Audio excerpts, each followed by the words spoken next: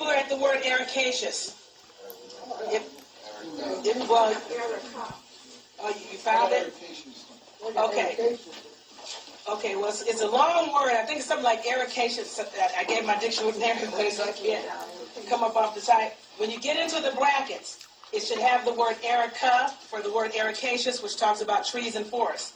And you'll notice the word erica, the letter A is inside parentheses, which means the A can be there or it can be removed, and the meaning of the word is still the same, Eric and Erica. Does anybody see it? Who does not see it? Okay, now if you look at it, the word Erica means woods and forests. Okay? Do you guys remember the Pocahontas story? Yeah. How she was taught, when she went to England, she was telling them, you know, you guys are coming over and you're destroying the woods and forests of my people where we live and what have you. Because you guys know she was like 12. She was only 12 or 13 when they came and took her. And she was a little sister looking like any other little sister that walks up and down the streets of what you call the hood today. However, that's what the word Erica means. Now get to the word A-N, and when you get into the definition of A-N, it means a part of or connected to or belonging to a thing. So, an American, which is really Am-Erican, Am-Erican, that's what you are. Am-Erican, not American, because when you say American, that's plus American, which has to do with mercenaries and goods and taking property, which is really what they did, which is now why they're the Americans. You are the Am-Ericans, which means an essential part and belonging to or connected to the woods and the forests, which used to be here before they level it all down. The last thing they have standing is the Amazon rainforest, and they're swiftly trying to get rid of that too. Because when they arrived here, everything here looked a lot like that, what they call the rainforest today. Okay, where was I going at this point?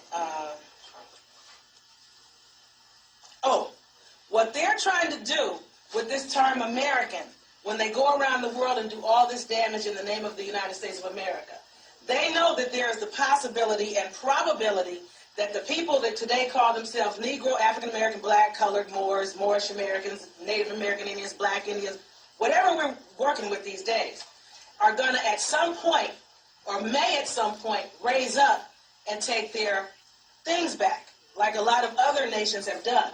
In the event that that occurs, by the time it happens, they will have destroyed and damaged your name so badly around the world that people are going to hate and despise Americans, the name American, the term American, or anything that's American or about Americans, even though my people are the least informed about what's really going on out here. But you are the Aboriginal, Indigenous, Autochthonous American. Do you understand? Okay. Now, there is something called the green-eyed monster, and what is the other thing they call the evil eye? Has anybody ever heard the term green-eyed monster? Has anybody ever heard the term evil eye? And how there are some people who walk around with these little five-fingered hands that they call the hand of Fatima to fight the evil eye. Do you know that the term evil eye meant the possessors of blue eyes? Did anybody know that? No. Where did I find that? Oh my God, I was blasted. Now you guys know that the green-eyed monster is what? Jealousy. The blue eye is jealousy. Now see, this is the thing. The people that you guys call white, my people think that they hate us. It's like, why do they hate us so much? Hey, they don't really hate us. What it is they are jealous of you, and they are angry with you because they're not you. And it really makes them hostile. So their envy where your concern comes across to you as hatred, when really they are just mad as hell because they ain't you. And at the end of the day, they have you thinking you're inferior and that they're superior and this, that, and the other. But if my people are inferior, and brothers in particular, they lead you guys to believe you're the least thing that anybody should try to be on earth. But everywhere you go, everybody tries to be just like you. I don't care what brothers start doing. They want to walk like y'all. They want to play your music. They want to dance like you, rap like you, blow ride like you do. They want to. If you turn your hats this way, they turn in their hats. If you start jive walking, they start jive walking. Whatever brothers are doing, Asians, Chinese, Japanese, Koreans, Vietnamese, Spanish, white, I don't care who they are. Everybody's mocking you or copying you. Why? They want to be you. If you are an inferior creature, what oddity but a total retard would run around and try to mock or emulate or mimic something inferior to them? You only model or emulate that which is better than you think you are. You want to be like somebody that has something you want to be like, that you look up to. How many of you run around and try to copy somebody you think is retarded? If you start trying to dress like somebody, you think that they're doing something that's got it going on. And you trying to copy what you feel will get you where they are. But at the end of the day, they keep making you think you're nowhere.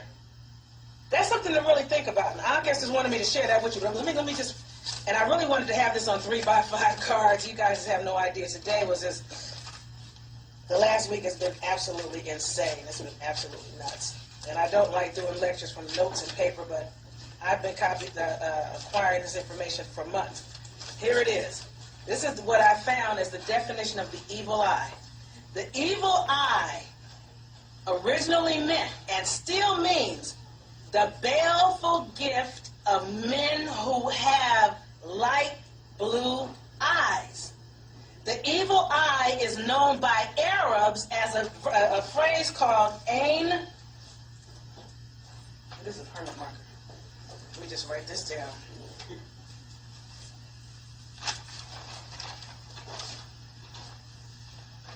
A-I-N, that's for those of you that are into Islamic verbiage. A-L-H-A-S-A-D.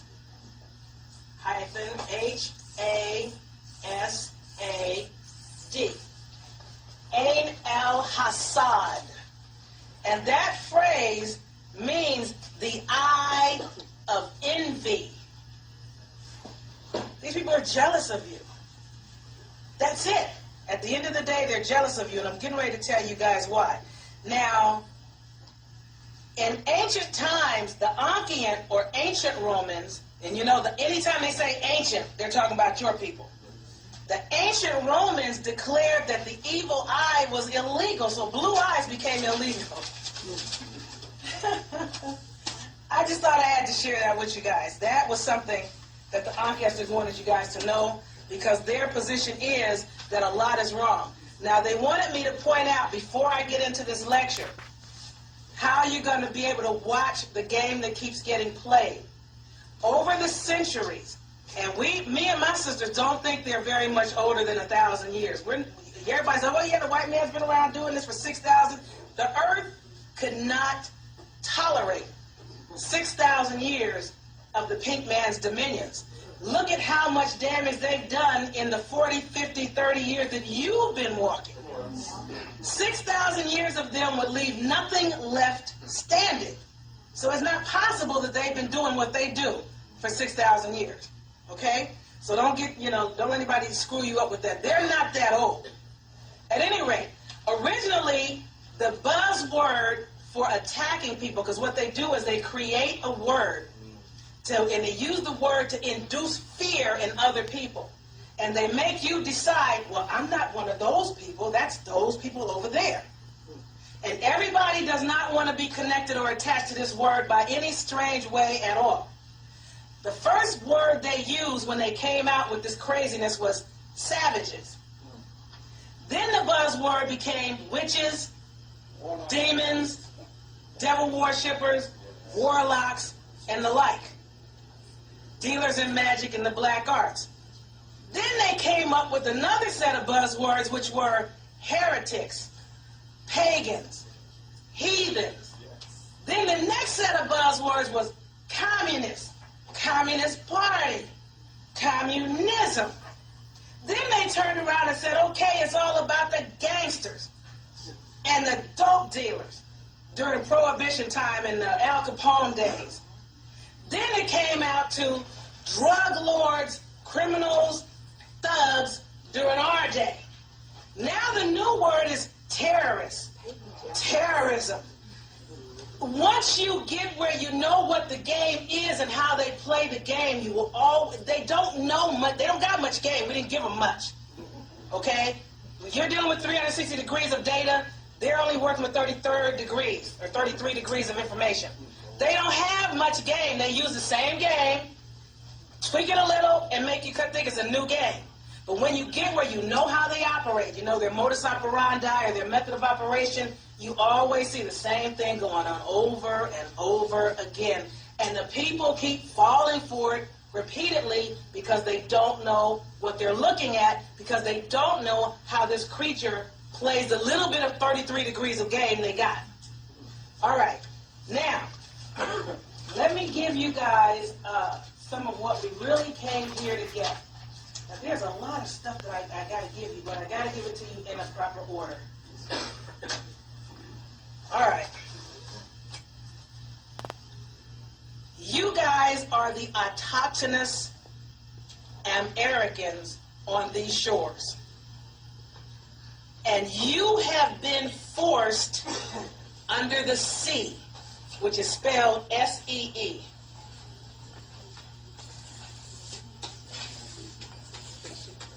Please, God, you know what? I think I left some books that I wanted to share with you guys at the hotel, but that's okay. Who's here today that will not be here tomorrow? In 40. Oh wait, let me give you this. On December 25th, in 48 BC. All the rabbis of Rome were Jewish in 48 BC. But on December 25th of 48 BC, a particular Roman priest named Caius Marius. You guys need to write this. C-A-I-U-S is the first name. Marius is M like money, A. R-I-U-S. He officially became the first human head of an empire that controlled both the heads of state and the heads of religion. Now remember, are you human? No. Oh, no. So this is not about you. He became you're man. They're a kind of man. You're man, they're mankind. You're not human. He became the first human to be the head of the heads of state and the heads of religion. His name was Caius Marius. This occurred officially on December 25th of 48 BC. That is very critical for you to know. Now, this occurred in Alexandria, Egypt, at the Temple of Jupiter, which was called the Serapeum. And I may not be pronouncing that correctly. It's spelled S-E-R-A. P like Paul, I-O-N. Now, this is the key that you need to have.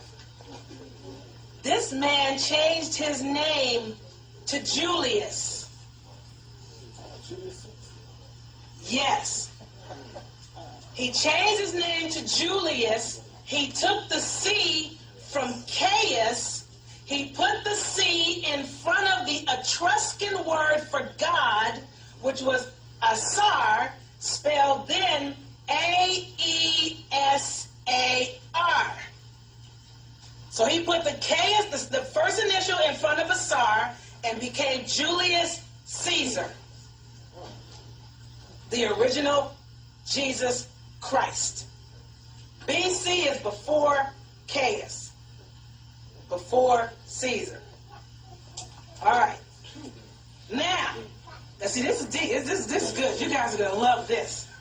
He was the first Holy Roman Emperor. All right. Now,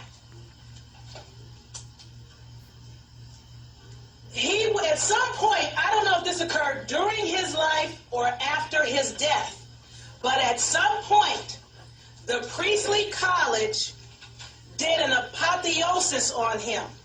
And let me write that down. It's spelled Apotheosis.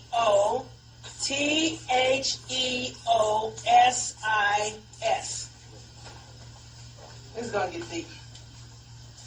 Now, the apotheosis is something that the priestly college gets together to do so they can declare a mortal man a god. Y'all got that? All right. Now, the reason I'm not making you look these words up in the dictionary is because we got a lot to cover and not a lot of time. So we started late to boot. Now, there's a term, the word Christ is sort of from the German, or the origins of the German word Chrises. And I may be pronouncing this inaccurately, which is spelled, I'm going to put it up here at the top. Krises.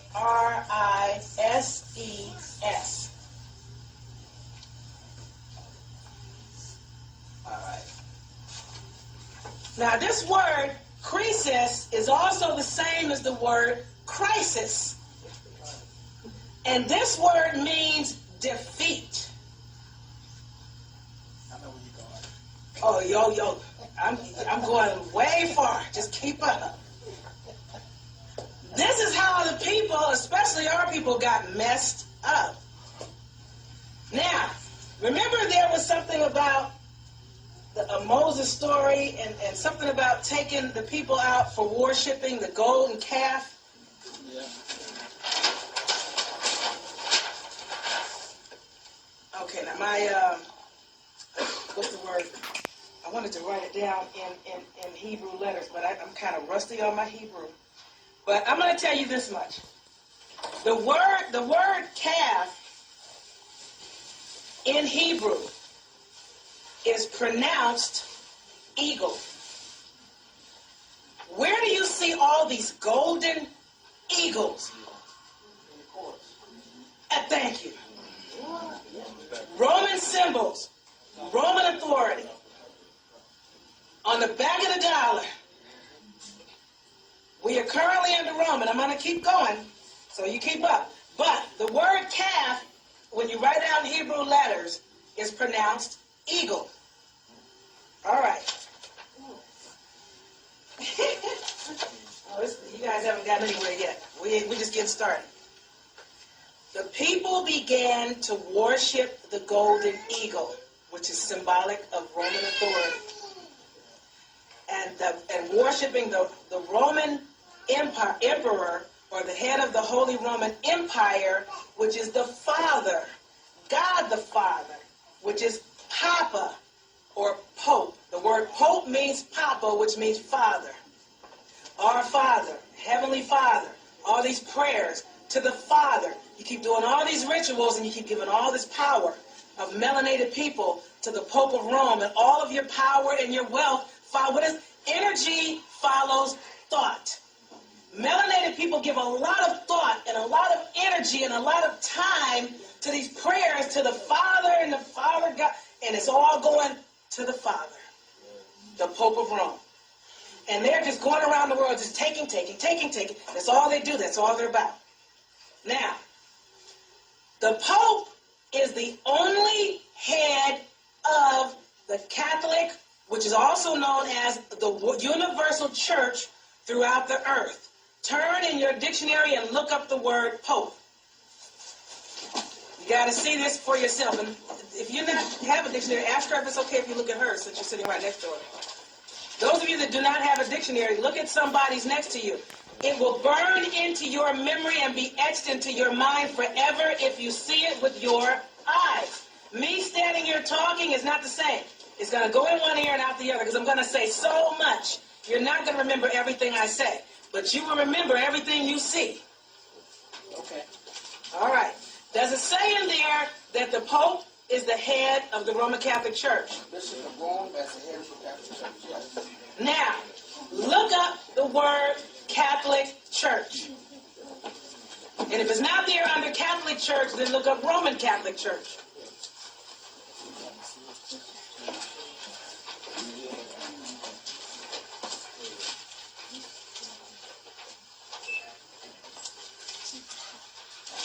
Oh, this is getting ready to get deep. You guys hold on to your seats, hold on to your hats. Where's your dictionary, honey? Is it okay if he looks at you? Oh, okay. No, that's okay. I'm going to write down whatever the answer Oh, is. oh, okay. Just go ahead. I want you. Okay. What does it say in there? Is it under Roman Catholic Church or under Catholic Church? Roman. Does it say in there that the Pope is the head of the Roman Catholic Church? It says it reads bishop of head of the Roman Catholic Church on earth. Okay. Turn to the word. No. We looked at Pope already. Turn to the word church. You guys gotta love this. You guys gotta just see this before I go to the next phase. I got a chronology. I'm getting ready to give you guys all the chronology. I hope you have paper and pen. I'm giving you dates and stuff to go back and validate. When you're done validating this, you guys are gonna go, dang, how did I not connect this dot to this dot to this dot to this dot? Under church, it should say the whole body of Christian believers. Of the Lord? Does it say that or it does not? Because if it doesn't say that, then I need to look at Christian. What does it say under church? Church of the Lord. Greek. Often church, the company of all Christians considered a mystical spiritual body. Then it says the whole body of believers in Christ. Thank you. That's all I wanted to hear. The whole body of believers in Christ or the whole body of Christian believers. Right. Now, you guys keep this in mind. The Pope, as the head of the church, he has the power and authority to depose kings, princes, states, commonwealths, and governments. Now, this is why, how many people have ever, because I used to wonder, what exactly is this? How many people have ever seen a crucifix of so-called Christ on the crucifix? And either above, usually above, but sometimes below him, you'll see this. I used to be like, what is that? And it took me some years to find it. This word is Latin. It's a notaricon that's extum. Let me write this down. Let me write out the word so you guys can look it up.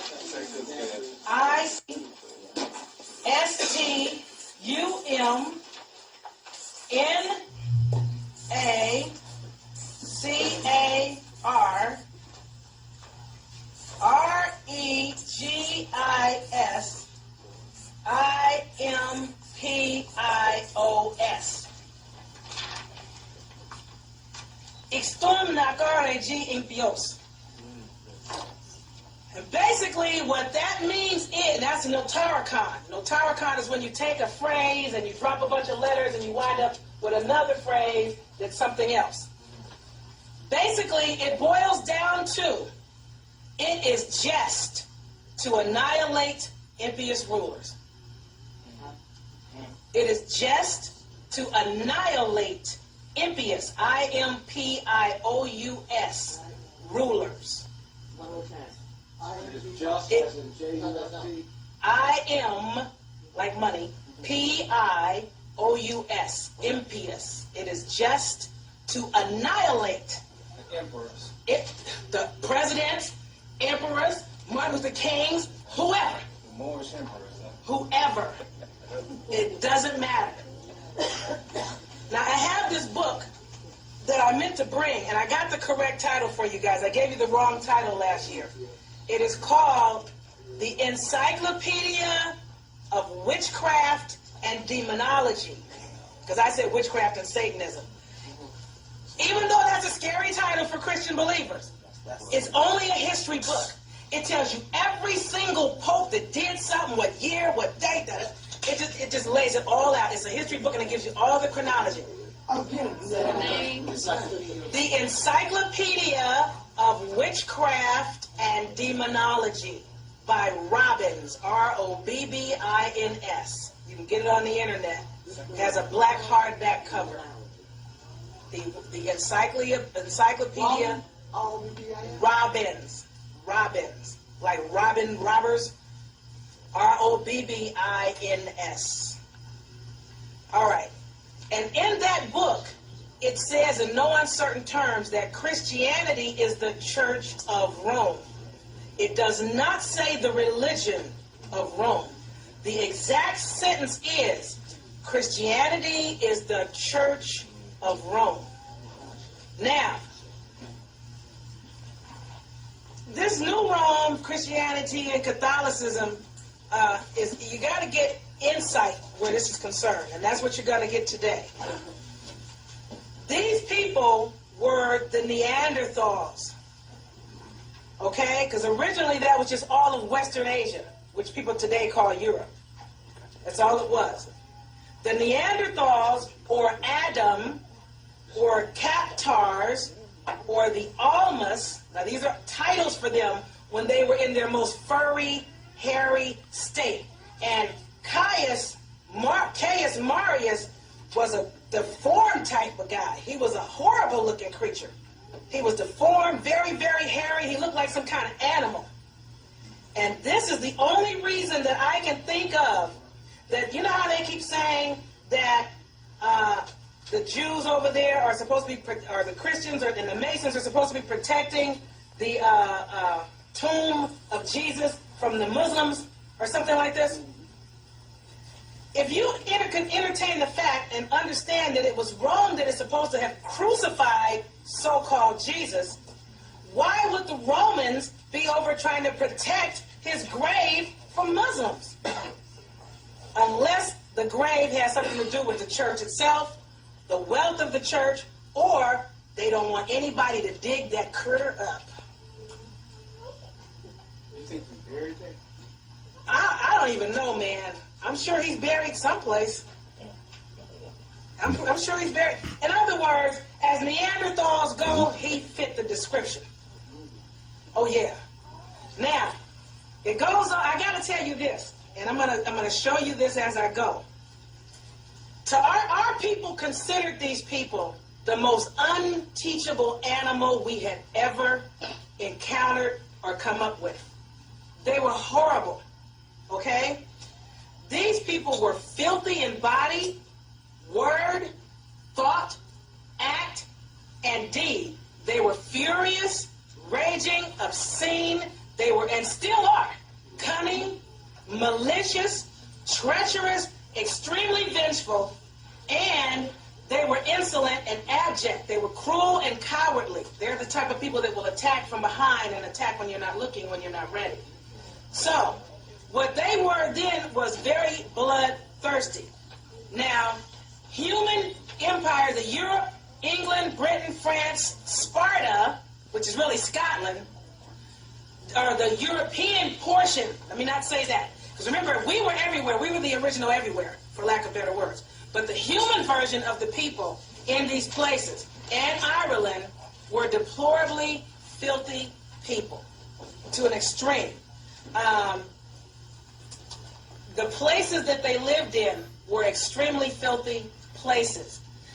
I don't know how most of their places were. Do you know how brothers and sisters like space? And for example, Chinese people are used to being up close, you know, everything's packed in. You know how we'll get a house or a Cadillac and you got your house and you want your yard? What do pay people always want to do? Put everybody in condos, together, stack you up high. They'll come and tear down like they're doing this, what is it they call when they say the government can take your property? Eminent domain. Thank you. They're doing the eminent domain now on people's personal properties so that Rome and these other people can tear your stuff down and put up conglomerates of closed-knit housing. Because this is the way that they live and the way they like to live. We are like outdoorsy. We need room. But again, they found our ancestors just running through the forest. Everywhere was ours. We just went where we wanted to go. When it got cold, we moved. When the animals moved, we followed the food. We kept it moving. However, these people get kind of stuck in a rut and have gotten us to the point now where we're also stuck in the same rut. They may have a situation where they have 4-story property. It was against Christianity to bathe. That was against the religion. It was not. Our people were bathers, and we were trying to teach them how to bathe, trying to teach them how to be clean And we were making perfumes and oils, and we were doing stuff, and you could smell them coming from a good mile away. Matter of fact, they practiced something that they really enjoyed. A favorite pastime of Christians is something called cropophilia. Cropophilia. Let me write that down. Make sure I'm spelling this correctly here. Coprophilia.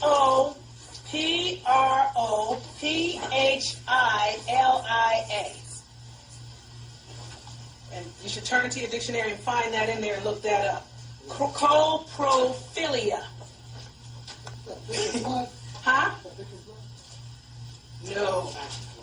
They worshipped filth.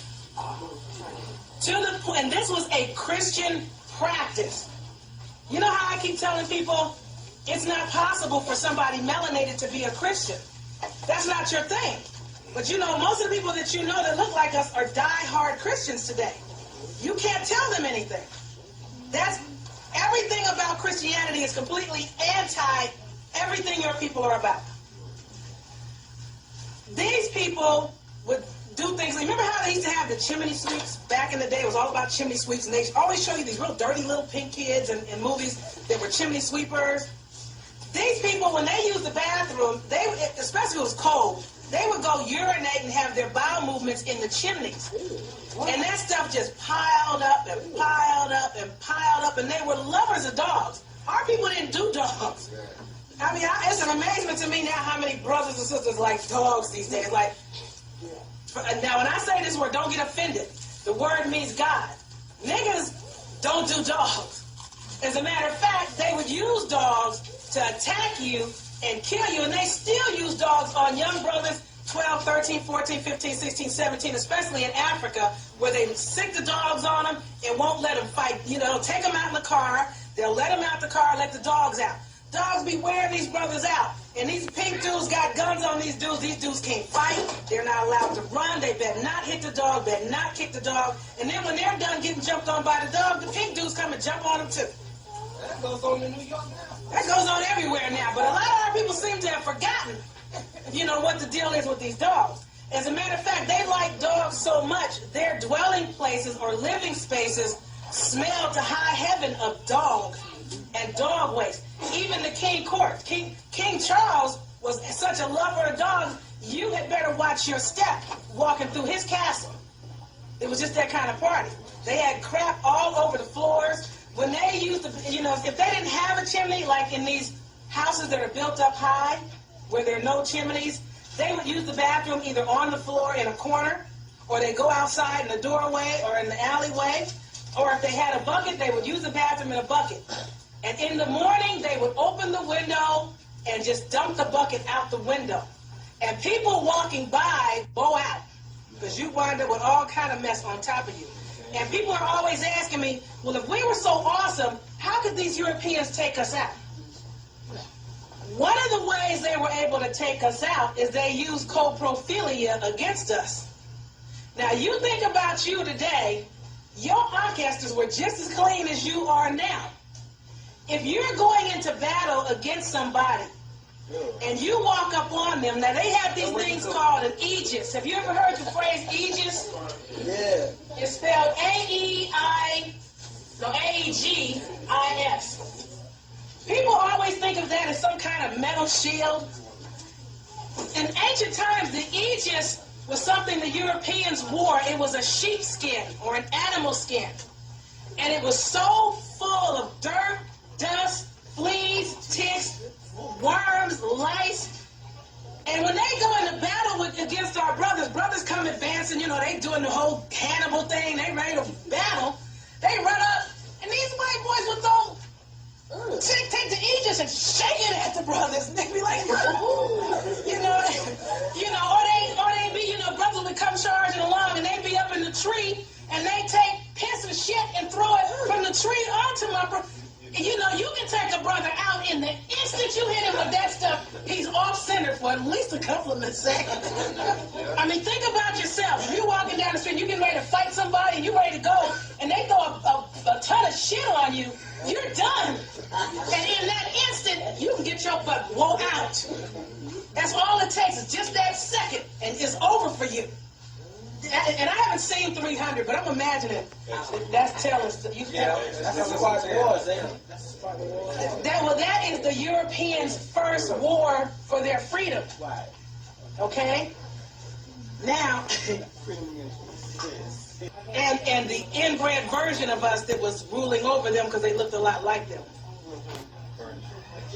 You know, and when I say inbred, I mean those individuals that were the result of too much incest in the family, and they gotten too bleached up, so they look kind of like them people, but they really weren't them people. The brother asked me, fighting for their freedom from who? Well, a lot of the ancient so-called Persians were us. Okay, so they were trying to fight for their so-called liberation from us. Remember, there are at least, thank you, sweetheart, there are at least two classifications of this Neanderthal man. There were those that were the result of too much incestual inbreeding in our people that were trying to keep their little bloodlines pure in this dumb stuff. And then there were those that were manufactured and genetically cloned in a lab. Now, somebody said there's a third type that's sort of crossbred with reptilians, but I can't prove that, so I don't know. Which would give them three types. I know about the first two. All right. Now, the Christian monks, preachers, rabbis, and ministers condemned bathing. They held bathing and cleanliness in contempt. Now, in coprophilia, one of the things that they would do is they would find the filthiest person they could find that had the most horrendous forms of leprosy and other such thing, where they had sores all over their body that were like weeping and oozing with pus. And the more pustulous and nasty your sores were, the faster an individual could become a saint if they licked your pus and your sores clean with their mouths or washed your feet with their hair. All right. That's in the Bible right now. That is the Christian way. Is the Christian way. That is not your stuff. That is not your stuff. Now, when the Christian churches started to rise up, public bathing started to be closed down because they were anti-bath. And the few of them that would get into the baths, they'd be so dirty, the water would be so nasty, they didn't want to get in it because they also were against clean water. They didn't use clean water. I don't know if a lot of them use the clean water now. Now,